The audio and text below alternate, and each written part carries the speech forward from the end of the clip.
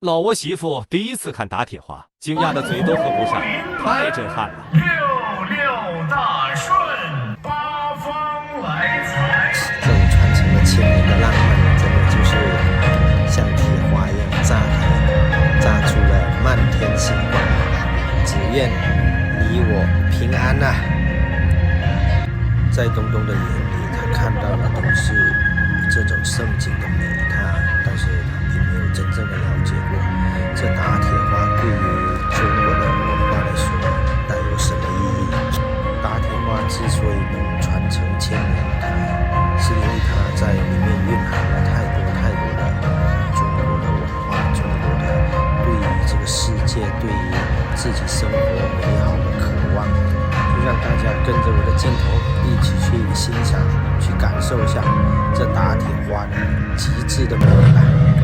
也希望通过这个视频，通过这场盛大的打铁花，为所有的粉丝们祈福，祈求来年的平安、幸福、安康、快乐。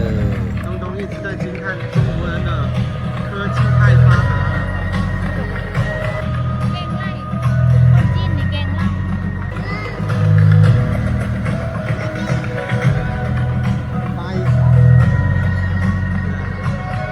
在现场看的时候实在太震撼了，让我老挝媳妇好好感受了一下中国文化的博大精深。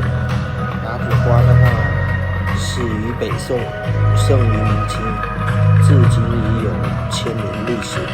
所以说，打花是越打越发呀！希望我们所有人看到铁花的都是兴旺发财，四季平安啊！看那东东看得多认真。他说他要录下来，到时候分享给岳父岳母看。这是一种独属于中国人的浪漫。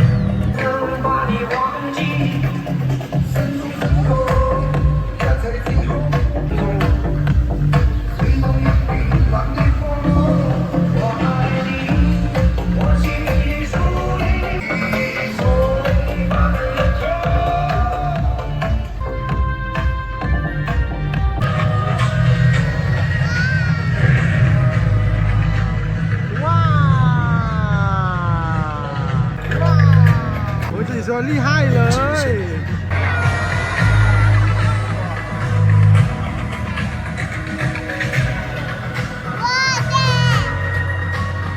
这是东东第一次看到打铁花，惊呆了。